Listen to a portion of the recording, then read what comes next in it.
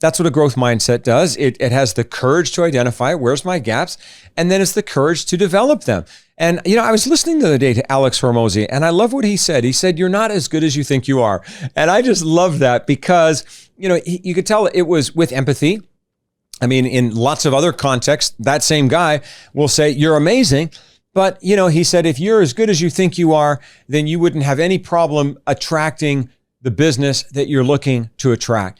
And it helped me to realize that there's so much power in the vulnerability that comes from a growth mindset that says, I haven't yet arrived. I haven't yet fully fulfilled the thing, whatever the thing is for you. And so what does it look like to identify the critical skills that you need in your industry, in your business, in your thing, in your nonprofit? What are the skills that you need? Because unless you've completely arrived, you all have a skill gap.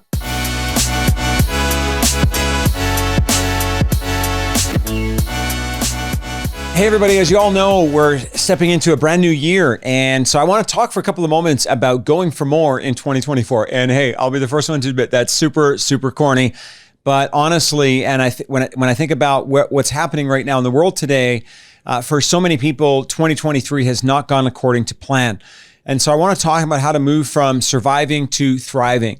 I want to talk about how it is we can go for more in 2024, because in 2023, we ended up having, the continuation of a crazy war in Ukraine, and that's really, really tragic. We now see a new war in the Middle East, in Gaza, and in Israel, and we have a lot of slowdown in terms of our global economy. We're dealing with challenges when it comes to inflation. We're dealing with interest rates. We're dealing with an overall lack of hope and an abundance of fear. And a lot of people that I've been talking to in the last couple of months are feeling stuck. They're feeling like that hamster stuck in that hamster wheel. And I don't know about you, but I think it's time to exit the wheel. We found ourselves trapped in that COVID vortex, and then we kind of came out of that. And here, 2022, 2023 have been hard years for a lot of people. And so here's my question for you. Do you have the courage to break the cycle? Do you have the bravery to break the barriers? Do you have the passion to address the patterns? And do you honestly, and I'm thinking about this for myself too, do you have the grit to break the grip of all of the things that are holding you back? I'll tell you what, it's time to stop spinning our wheels. And I'll tell you what, it's time to go for more in 2024. So I want to share with you a few things that I think will help. And not just you, but these are things that I'm thinking about a lot for myself. And, when I think about that, I'm thinking first off, what are we aiming for, right? Like who are the people out there who have the highest impact and the highest income? Because in my view, it's all about that. And so that's kind of what I'm going to be talking about when it comes to going for more in 2024. I'm not just talking about more Mercedes, more BMWs, more Rolexes. All of that's nice.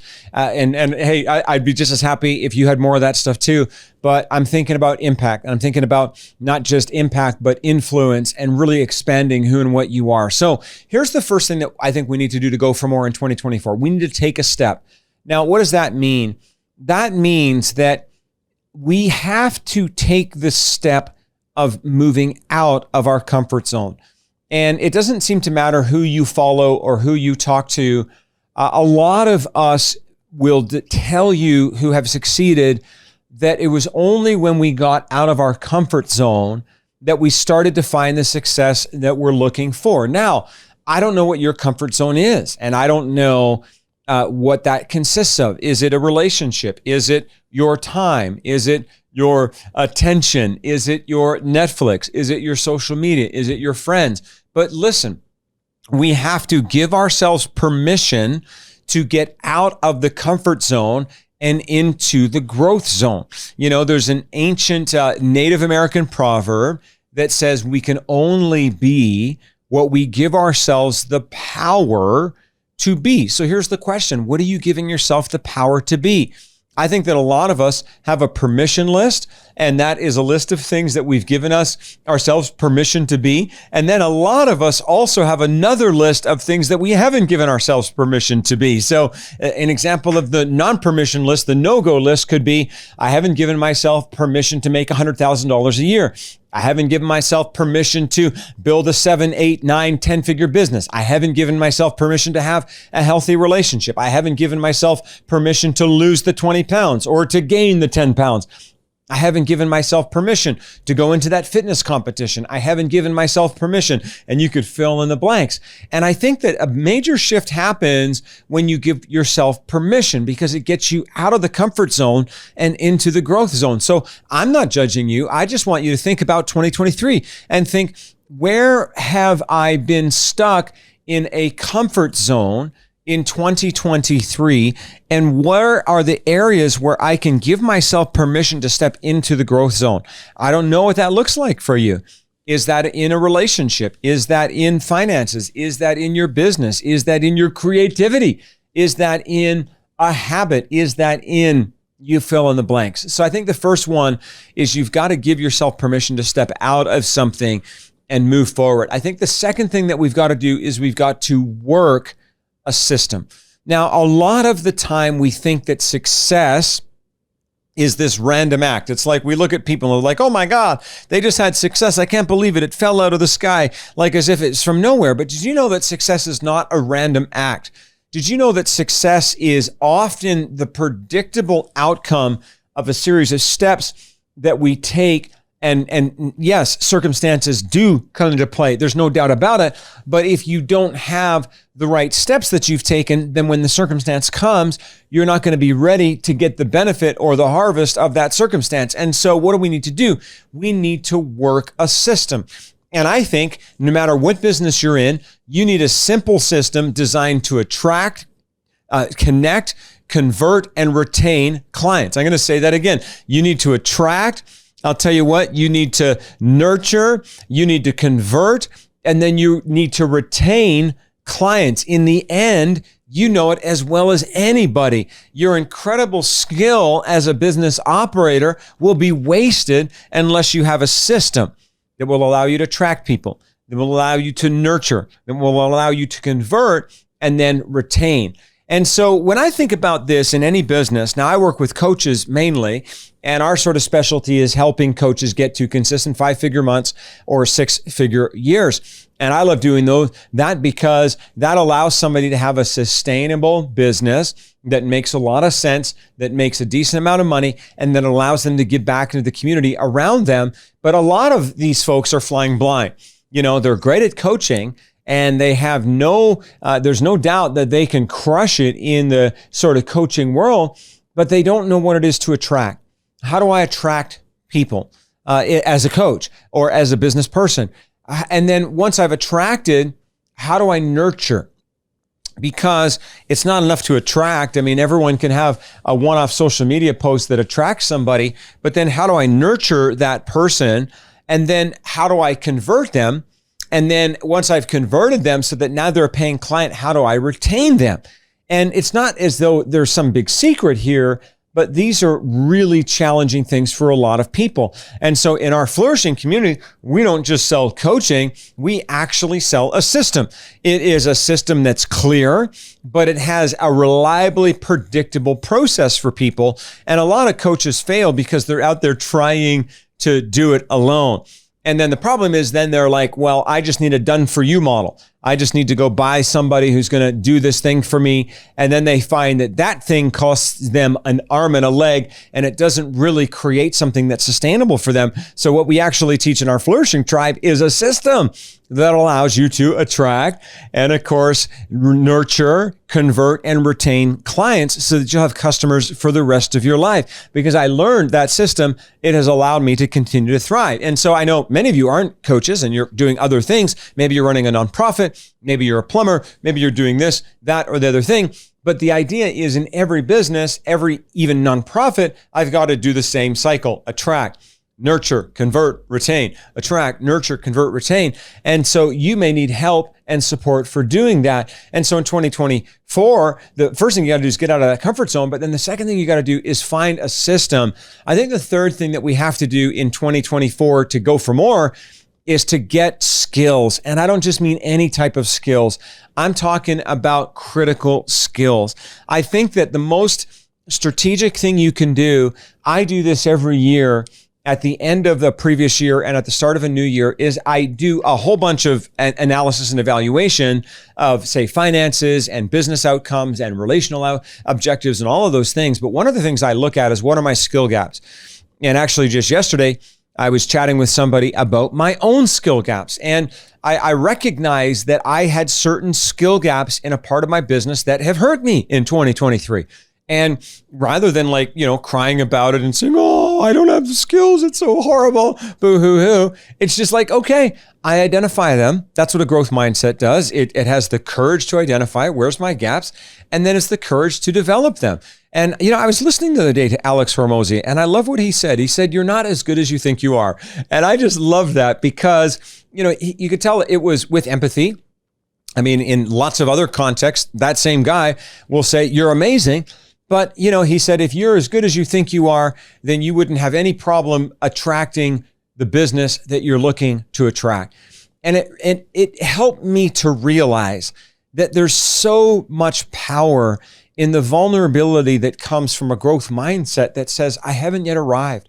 I haven't yet fully fulfilled the thing, whatever the thing is for you. And so what does it look like to identify the critical skills that you need in your industry, in your business, in your thing, in your nonprofit? What are the skills that you need? Because unless you've completely arrived, you all have a skill gap. I have skill gaps. And there's no point in crying about it. What we've got to do is develop it. And the only way we do that is by number 4, in order to go for more in 2024, we've got to sacrifice. Now, sacrifice is a horrible thing, okay? I wish I had a better word than sacrifice. I wish I was able to say, just send $19.97 to this credit card number and all your stuff will be better, but it doesn't work that way. You got to give up in order to go up. You just do. I hate to break it to you. To fulfill your dream, you'll have to do more than you thought you needed to do. You'll have to pay a price that's bigger than you thought. Now you might be like, well, what do you mean? Well, for you, it could be time. You might have to give up time to achieve your dreams. I mean, I would put time at the top of anybody's list because, ultimately we're all trading time for something. So right now, if you're like, I'm going home tonight, Netflix and chill the whole weekend long, I'm not disrespecting you, but you're actually trading that time for Netflix and chill. Now, there's times we need to do that. But imagine that's all that you did, and you didn't trade that time to develop the skill or to develop the relationships or to build your business or to fill in the blank. I mean, you may have to sacrifice time. You may have to sacrifice money. You may have to sacrifice people. Like there could be people in your life who you get along with and they're very safe, supportive relationships, but they're on a different trajectory. They're on a different path than you're on. Heck, I know a lot of people, they have to give up online porn.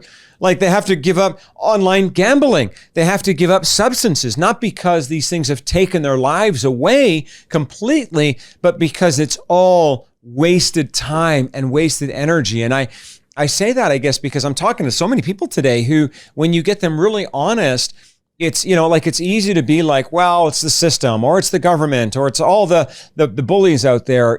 But when you get them really honest, they're like, you know what, man, like I'm spending 3 hours a day gaming and that's what's holding me back. Or like, I just can't seem to give up chocolate. Like, I know you might think that this is like super simple, but it actually is about, you got to give up in order to go up. You're called to go up. You're called to greatness. That you're called to something that's bigger than you could even dream. But if what you're hanging on to is weighing you down, then what price are you willing to pay? And I say that with empathy because it's the same question I'm asking myself. I think number 4, in order to go for more in 2024, is you got to have this thing called stickability. Now you're like, what is stickability? Well, it's kind of like being Velcro. I think that a lot of the time we try this and we look over there and the grass is greener, and we try that and the grass is greener here, and we do this and we do that. And what ends up happening is we try a million things for like 5 minutes when we should try one thing for like 5 years. Do you know what I'm saying? Like it's impossible to become successful at something if you don't do the work. And part of doing the work is that stickability, to really lean in. And I think all of us in a relationship, We get to moments where it's hard. In a sport, we get to moments where it's hard. I mean, Michael Jordan was cut from his high school basketball team, but he had stickability. Walt Disney was fired from his job at a newspaper early in his career. They actually said he lacked imagination. If you can imagine Walt Disney, but he stuck with it. Steven Spielberg was rejected from film school, if you can imagine, 3 times. I mean, Henry Ford went through 2, 3 bankruptcies. I don't even know what it was. And he just kept on going. It's called stickability.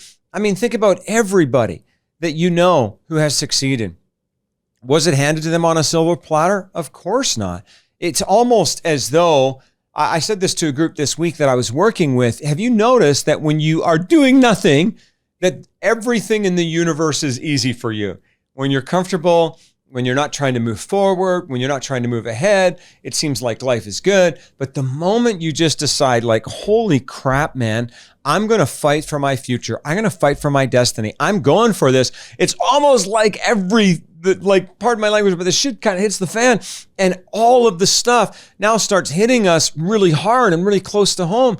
And it's at that moment that stickability is important. I am convinced that there's somebody watching this video right now, and you're thinking of quitting. You're thinking of throwing in the towel. You're thinking of giving up, not because you're a quitter or because you're a loser, but because you just don't know if you've got what it takes to keep going. I want to encourage you today. You've got what it takes. I'll tell you what, you have got what it takes, but you just gotta keep putting one foot forward. And as you do, I promise you, you're gonna make it. And so going for more in 2024 is about stickability. Number 6, it's about self-care. Now, I don't want to spend like hours and hours on this, but interesting little phenomenon. There's this creator narrative that we see in most religions and sort of faith systems in the world. We now maybe you don't believe in a creator, that's fine. I'm not trying to convince you to do that. But I think it's super interesting that most of the major world religions that have a creator narrative, they paint a picture of the creator who worked for 5-6 days creating and then rested. Now, again, whether you believe that or not doesn't matter to me. It's none of my business. But it's symbolic of the fact that ancient humans, ancient wisdom was that even the creator needed to take a break. Even the creator needed a Kit Kat. No, I'm just joking. I mean, here's a little plug for Kit Kat. I mean, maybe you guys can send me a check. That would be great. But we all love Kit Kat and Snickers bars and all of that. But the point is that even if even the creator needed to chill out from time to time, how much more you? And I think that that's really important. Like, I think that we can get to this place where, and this is maybe the balance to some of the things I said just a minute ago in this video when I'm talking about sacrifice and stickability. Yes, yes, and yes, but you got to balance that with self-care, right? Like it's not, you're not a robot. You're not some AI creation. You're not a supercomputer who can just churn. That's just not who you are. That's definitely not who I am. So I have to think a lot about self-care. Now, I like to think of self-care as like super proactive fuel. When my tank is empty, I fill it up, not with water, like just so I fill that tank. I'm not trying to fill the tank with anything. I'm filling the tank with something that will keep me going.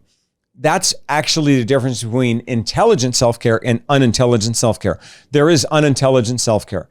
I'm going to give you an example. Unintelligent self-care could be like, well, I'm going to go down to Vegas and get hammered with the boys all weekend. That's not intelligent. I'm not saying it's wrong. But what I'm saying is you will come back from Vegas and the boys more exhausted than when you left, right? Try to tell me that that's intelligent. Of course it's not. Now, it's a lot of things, but it's not self-care. And I'm not saying don't do it. Absolutely. If you're going down for a stag, have a good time, enjoy yourself, but don't tell yourself that self-care. Self-care is the stuff you put in your tank that fuels you. So this morning I got up, I went for a run. Now I was spending energy, but when I was done running, I took a shower, I felt more energized because of the self-care I had done. It wasn't me getting hammered with the boys over the weekend, coming back exhausted, needing a vacation from my vacation. That's madness. That's not self-care. Again, do it. I'm not saying it's wrong, but I want you to be smart. I don't want you to be dumb, okay? I don't want me to be dumb. And so I'm thinking to myself, what are the things that I do that give me energy? right? And this is like really important. Just because I said running gives me energy doesn't mean that'll work for you. Some of you hate running. Don't run, okay? But what is it that really fuels your soul? Because energy is everything. You know, this is something that I have discovered. I have seen so many people crap out in their dream, not because of a lack of brains, but because of a lack of energy, right? And this is important. You can have the best plan, the greatest vision, the best letters behind your name, but if you ain't got energy, you're going nowhere.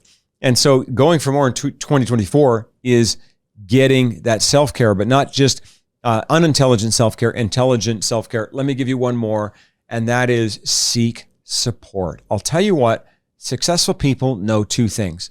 Number one, whatever you're trying to do, someone has done it before. But number two, you'll learn best not from someone who talks about it, who watched a video, who got an AI download, but you'll learn best from somebody who has already done it and who helps you to figure out how to do it. I really want to encourage you to think about in 2024, who are your mentors?